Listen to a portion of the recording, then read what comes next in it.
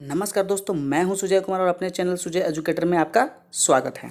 तो दोस्तों, जैसा कि आप जानते हैं कि रोज़ हम लोग सुबह के 10 बजे इम्पॉर्टेंट 25 क्वेश्चन साइंस के डिस्कस करते हैं एनटीपीसी व्यू से। दोस्तों, एनटीपीसी में बहुत ज़्यादा इंपॉर्टेंट है और आपके पास अब 85 डेज मिनिमम बचे हुए हैं। तो बस 85 डेज़ में हम लोग रोज़ 25 क्वेश्चन डिस्कस करने वाले हैं दोस्तों। तो ये जो टोटल जो सीरीज चल रहा है दोस्तों, वो 5000 क्वेश्चन का सीरीज चल रहा है। इंपॉर्टेंट 5000 क्वेश्चन हम लोग डिस्कस करने वाले हैं, ठीक है।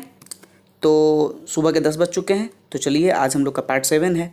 आज 7वां वीडियो है ये एनटीपीसी साइंस का, और इम्पॉर्टेंट टॉपिक वाइज वीडियो जो चल रहा है वो तो चल ही रहा है दोस्तों। तो चलिए हम लोग स्टार्ट करते हैं बिना किसी टाइम को गवाए हुए।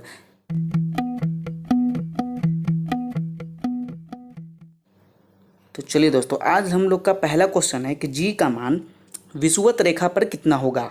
ठीक है, विषुवत रेखा पर जी का मान कितना होता है। तो जी का मान विषुवत रेखा पर न्यूनतम होता है, मिनिमम होता है दोस्तों।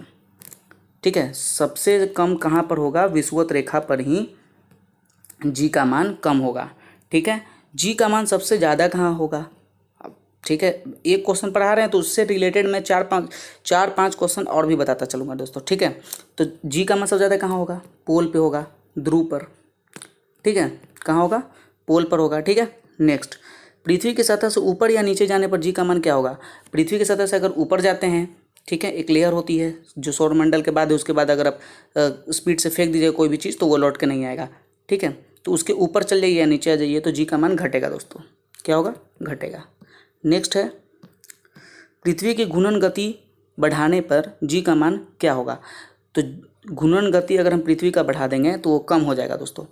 ठीक है, तो इसी के रिवर्स में अगर हम बात करें तो बढ़ाने पर कम हो जा रहा है। अगर पृथ्वी का घूर्णन गति बढ़ाने पर जी का मान कम हो जा रहा है, तो जी का घूर्णन गति अगर कम करने पर क्या होगा, जी का मान बढ़ जाएगा। ठीक है, नेक्स्ट, पृथ्वी के केंद्र पर जी का मान कितना होता है। तो पृथ्वी के केंद्र पर जी का मान 0 होता है दोस्तों, 0। ठीक है, अब ध्रुव पर सबसे अधिक। नेक्स्ट, सूर्य के लिए पलायन वेग का मान कितना होता है। तो सूर्य के लिए पलायन वेग का मान होता है दोस्तों आपका 42 किलोमीटर पर सेकेंड। कितना होता है, 42 किलोमीटर पर सेकेंड। तो चलिए दो चीज़ और बता देते हैं आपको कि सूर्य के लिए पलायन वेग तो 42 किलोमीटर पर सेकेंड हो गया। पृथ्वी के लिए यानी अर्थ के लिए कितना होता है, 11.2 किलोमीटर पर सेकेंड दोस्तों। ठीक है, और मून के लिए, चंद्रमा के लिए कितना होगा, 2.37 किलोमीटर पर सेकेंड। सॉरी, सेकेंड है यहाँ। ठीक है, चलिए आगे बात करते हैं हम लोग। शुद्ध जल का घनत्व कितना होता है। तो शुद्ध जल का घनत्व होता है दोस्तों 1 ग्राम पर सेंटीमीटर क्यूब। 1 ग्राम पर सेंटीमीटर क्यूब। ठीक है दोस्तों, आगे बढ़ते हैं। बर्फ़ का घनत्व कितना होता है। बर्फ़ का घनत्व होता है 0.9 ग्राम पर सेंटीमीटर क्यूब। ठीक है दोस्तों, चलिए आगे बढ़ते हैं और नेक्स्ट क्वेश्चन है हम लोग का कि द्रव का घनत्व अधिक होने पर पृष्ठ तनाव पर क्या पड़ेगा प्रभाव। ठीक है, अगर द्रव का हम घनत्व बढ़ा देते हैं, लिक्विड का घनत्व बढ़ा देते हैं, अधिक हो जाएगा तो पृष्ठ तनाव क्या हो जाएगा, बढ़ जाएगा। सरफेस टेंशन क्या हो जाएगा दोस्तों, बढ़ जाएगा। पृष्ठ तनाव को इंग्लिश में हम लोग सरफेस टेंशन कहते हैं। ताप बढ़ने पर द्रव की विस्कोसिटी पर क्या होती है। तो अगर ताप बढ़ने पर द्रव की विस्कोसिटी जो होती है, विस्कोसिटी को हिंदी में हम लोग सयांता कहते हैं। क्या कहते हैं दोस्तों, सयांता कहते हैं।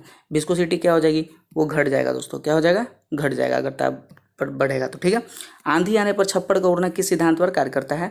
तो आंधी आने पर जो छप्पर का उड़ना है वो बर्नौली के थ्योरम पर काम करता है। और बर्नौली के थ्योरम पर एक चीज़ और काम करता है, आप गेंद को जो स्पिन कराते हैं क्रिकेट मैच में, जो गेंद स्पिन होता है, ठीक है, तो वो भी बर्नौली थ्योरम पर ही काम करता है दोस्तों। ठीक है, नेक्स्ट, यंग प्रत्यस्था गुणांक का एसआई मात्रक क्या होता है।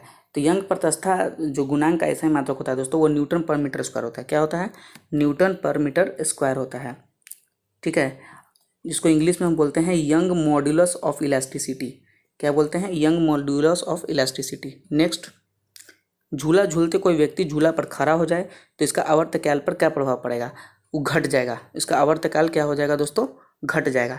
लेकिन अगर झूला झूलते हुए अगर एक व्यक्ति उस झूला पर बैठा हुआ है और एक व्यक्ति और आके बैठ जाता है तो उस पर क्या प्रभाव पड़ेगा, वो अपरिवर्तित रहेगा, कोई चेंज नहीं होगा दोस्तों, नो चेंज। क्या होगा, नो चेंज। चलिए, पारासरय तरंगे की आवृत्ति कितनी होती है। तो पारासरय तरंगे की आवृत्ति होती है दोस्तों 20,000 हर्ट्ज। कितनी होती है, 20,000 हर्ट्ज होती है। और अगर हम बात कर दें कि अवसरोय तरंगे जो होती हैं, अवसरय तरंगे, इसका कितना होता है 20,000 हर्ट्ज से अधिक हो गया परासरय तरंगे, और अवसरय तरंगे जो होता है वो 20 हर्ट्ज से कम होता है। और जो मनुष्य होता है दोस्तों वो 20,000 हर्ट्ज से लेकर 20,000 हर्ट्ज तक सुन सकता है। तो एक बात आप समझ लीजिए कि जो परासरय तरंगे हैं और अवसरय तरंगे हैं, ये दोनों में से कोई मानव नहीं सुन सकता है, मानव सिर्फ श्रव्य तरंग ही सुन सकता है दोस्तों। चलिए आगे डिस्कस करते हैं हम लोग। वायु में ध्वनि का वेग तापमान के घटने से क्या होगा, तापमान के घटने से वो घट जाएगा दोस्तों, ध्वनि का वेग वायु में, ठीक है। नेक्स्ट, 1 किलो कैलोरी ऊष्मा का मान कितना होता है। तो 1 किलो कैलोरी का जो मान होता है दोस्तों वो होता है 4.2 × 10⁻² जूल, ठीक है। आगे बात करते हैं, कमरे का सामान्य ताप कितना होता है।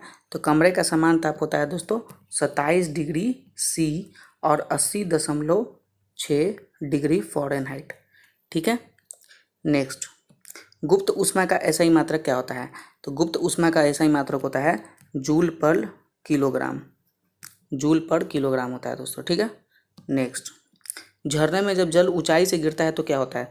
झरने में अगर जल जब ऊंचाई से गिरेगा तो उसका तापमान जो है वो बढ़ जाएगा दोस्तों, क्या हो जाएगा, तापमान बढ़ जाएगा उसका, ठीक है। ऊंचा पे से कोई भी चीज़ गिरेगा तो, झरना पे से जब जल गिरता है तो, ठीक है।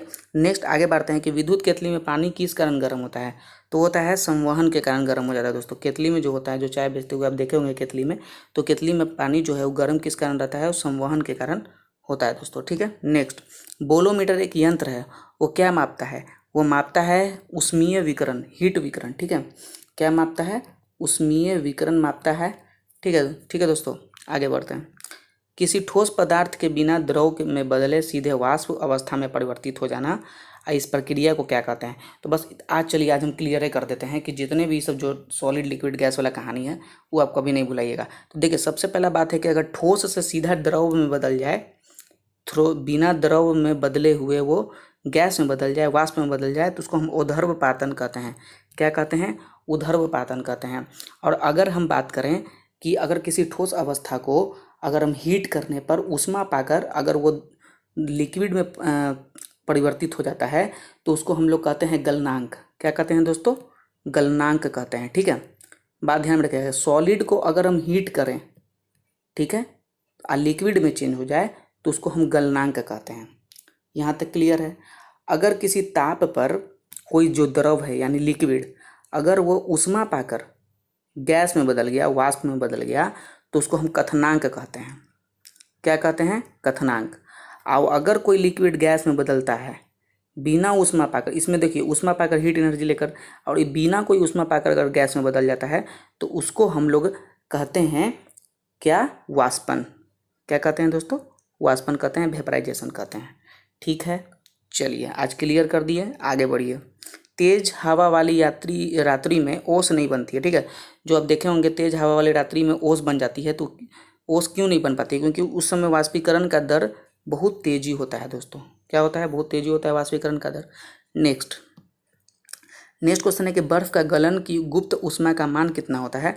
तो बर्फ का गलन का ऊष्मा का मात्रा जो होता है वो 80 कैलोरी पर किलोग्राम होता है दोस्तों। क्या होता है, कैलोरी को हम CAL से रिप्रेजेंट करते हैं, ग्राम हो गया GM, ठीक है। आगे बढ़ते हैं, वाष्प की गुप्त ऊष्मा कितनी होती है। तो वाष्प की गुप्त ऊष्मा होती है दोस्तों 536 कैलोरी पर ग्राम, ठीक है। आगे बात करते हैं, प्रकाश का तरंग सिद्धांत किसके द्वारा स्थापित किया गया था। तो प्रकाश का तरंग का जो सिद्धांत है वो हाइगेंस के द्वारा स्थापित किया गया था दोस्तों, ठीक है। आगे बढ़ते हैं, प्रकाश एक प्रकार की विद्युत चुंबकीय तरंग है, ये सर्वप्रथम किसने बताया था। तो प्रकाश एक प्रकार का विद्युत चुंबकीय तरंग है, ये बताया था मैक्सवेल ने दोस्तों। किसने बताया था, मैक्सवेल ने बताया था। आगे बात करते हैं, किसने सर्वप्रथम ये दिखलाया कि प्रकाश तरंगों का विवर्तन होता है।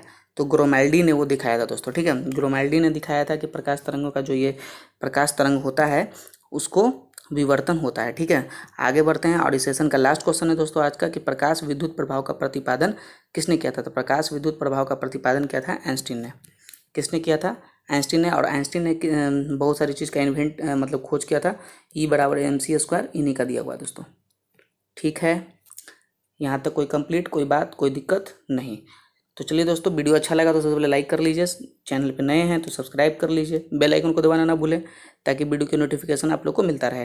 और आपके कोई सी भी एग्ज़ाम में अगर जीके आता है, गवर्नमेंट एग्जाम की तैयारी कर रहे हैं उसमें जीके आता है, तो हमारा वीडियो पे आप बने रहिए, रेगुलर बने रहिए, ताकि आप लोग को जीके की कोई कमी ना हो दोस्तों। तो चलिए, ये वीडियो अच्छा लगा तो सबसे पहले इंपॉर्टेंट बात है कि लाइक करना ना भूलें, और कमेंट में बताइए कि कैसा लगा। ठीक है, तो अगर इस वीडियो का पीडीएफ चाहिए तो हमारे टेलीग्राम ग्रुप में ज्वाइन हो सकते हैं, लिंक डिस्क्रिप्शन में डाला हुआ है दोस्तों। और हमको फॉलो करना चाहते हैं इंस्टाग्राम पे, तो वो भी वहाँ से आप लिंक से क्लिक करके डिस्क्रिप्शन पे से आप मुझे फॉलो कर सकते हैं। तो चलिए दोस्तों, तब तक के लिए धन्यवाद। नेक्स्ट वीडियो में मिलते हैं नए ट्रिक नए टॉपिक के साथ, तब तक के लिए धन्यवाद।